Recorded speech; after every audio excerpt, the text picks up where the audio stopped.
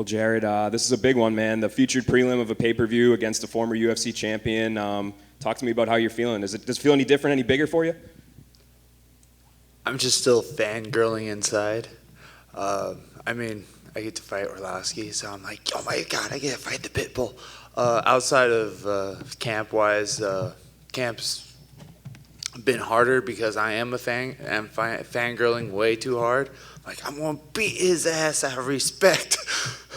But yeah, no, I'm excited for this fight, and on the card, I really don't care where I'm at, but it's kind of cool that it's a pay-per-view, and I'm the featured prelim. That's just like cherry on top type of thing. Now, he made his pro MMA debut when you were 6 years old. Is that kind of crazy to you, like when you were a kid or whatever, teenager watching UFC, that like that guy is the guy that you're stepping in the cage with on Saturday? Yeah, I mean, the dude's kind of old. No disrespect. He's like, what, 43 now? But the dude's also still whipping people's asses still. So I mean, you gotta respect the guy's skill, regardless of his age. Were you surprised at all that he was the name that came across your desk? Were you expecting, because he's, I think, 4-1 in his last 5. I think you were coming off a loss. Were you surprised that Arlovski was the name they gave you? Yes, because I was offered Chris Barnett. He got hurt, and it fizzled through. And they're like, I was in the middle of teaching my class as I saw my phone go off. It's like, you want to fight Arlovski this weekend? I just remember throwing the phone, and I'm like, I'm gonna fucking fight Arlovski, yeah! Like I said, I've been fangirling about this fight for a while.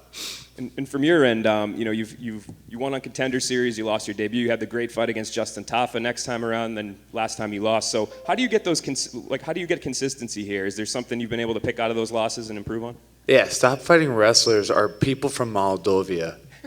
I think that's a strong case right there. If you're from Moldova, just kind of move along. Like, thank God I got 2 of the 3 fighters from that country gone and out of the way. But no, I think one of the biggest things was just getting in my head about, oh my God, these are great wrestlers. Realizing my coach is also a D1 wrestler who's been basically holding me against my will and doing things that I tell him no to all the time. And, he's a better wrestler than those guys, no defense to them. But for me to start being able to escape and improve with him, I should have done better against those 2 opponents. So I just try to improve my wrestling because obvious hole in my game. I was going to ask you, do you think that will be his game plan coming into this fight, to try to emulate what those 2 other guys did to you? I mean, if I was him, I would try to wrestle me. It's a blatant hole. Like, oh, hey, his wrestling defense is trash. How about we shoot on him? Makes sense to me.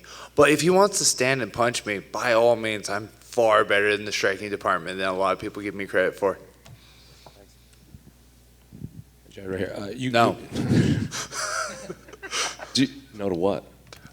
No. Well, I was about to ask if you have anything that Andrei Arlovski's past opponents have, so I guess the answer is no. I mean, he's fought everybody and everything. Like, he should be used to fighting someone like me. I can't be like, surprise, motherfucker, I brought something new to the table. He's seen it all. It's just, I gotta, capitalize on, his small mistakes and beat him to the punch. Well, you were kind of alluding to, like, if you were him, you would try to wrestle yourself. But like in his previous fights, like the Tom Aspinall, when he got surprised with a takedown and choked out pretty quickly. So is that now the path that you could also take to victory? I mean, I don't know how he was surprised that Aspinall shot. The dude's a decent wrestler, so. But no, I mean, it's definitely a possibility. But like I said, wrestling was not my forte. Granted, I started out as a wrestler. I just like punching and kicking so much more. I watched the interview where you said that this fight would really, if a victory here, would cement yourself as a UFC fighter. I think that was your exact phrasing. So you can expand on that a little bit? Okay, so when you fight Arlovski, it comes with the praise. Now, I beat Tafa. No disrespect to him, but nothing really happened for me. If I might have been Spivak or Romanov, predominantly Spivak, I think it would have done more to solidify my place in the UFC. Being Romanov, I think the dude's a great fighter, but he's not getting the traction that he needs to put himself out there and get his name out there a little bit more. And so me beating Arlovski would get that traction going.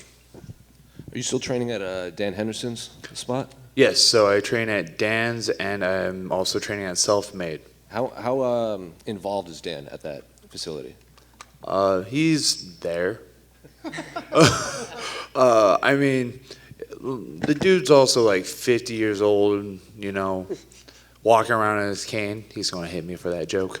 But, yeah, no, he's just, you know, he's a retired fighter that's been competing all his life. So, like, he's involved, but he's enjoying his time being retired. And I don't fault the guy for enjoying life. Your kids aware of what you do for a living? Yes. They love it? A little too much so. My daughter reminds me of Strickland because all she wants to do is spar. I'm just like, oh, God, you're going to be the next Sean. That was it. And same attitude, an asshole, so I mean, so I'm like, yeah, I might be raised in Strickland too. My youngest, you know, 6 months, she's completely aware of everything, so. What's up, mate? There's not too many fighters that can really hang around with the big boys until they're in their mid-40s, like Arlovski, right? But what do you credit that down to? Is it Arlovski evolving with the times of mixed martial arts, or is it like, is his style timeless? So I do think heavyweights do stick around a little bit longer and more naturally because I don't think we're putting our bodies through intense weight cuts such as the smaller weight classes. I mean, I think Orlovsky's 43, Ben is late 30s, early 40s himself. Overeem, when he was part of it, was in that age bracket. So I do think heavyweights last a little longer because we're not damaging our body through massive amounts of weight cuts. But I think you got to credit Arlovski to be active, still winning with a style change. To credit, they usually say you can't teach an old dog new tricks, but he's still an old dog, but he's still learning. When a fighter like Arlovski can actually weaponize his cardio, what challenges does that bring to you technically? I plan on returning the favor because I mean that's one of those things where I'm like, he does try to weaponize his cardio, so I'm like, I could play that game. It's one of the few things I could do as a heavyweight and counter it is, my cardio is pretty damn good, unless you're like laying on top of me. It's not my best there. But when it comes to the striking, I think I could keep the pace up with him, maybe even push him into a more of a striking battle where he gets tired. Lastly, from me, I enjoyed your Tana Bosa call out and how he centralized it around who has the best beard. And obviously now you're fighting Arlovski, who's got like a Greek god beard. Is that a beard fight you're not really interested in taking? Oh yeah, fuck that. That's a god tier beard. Once they offered me Arlovski out of respect, I shaved my face. I was like, nah, bro. Like Tanner, I can hang with the beard department, but Arlovski, I was like, out of respect, shave. Awesome.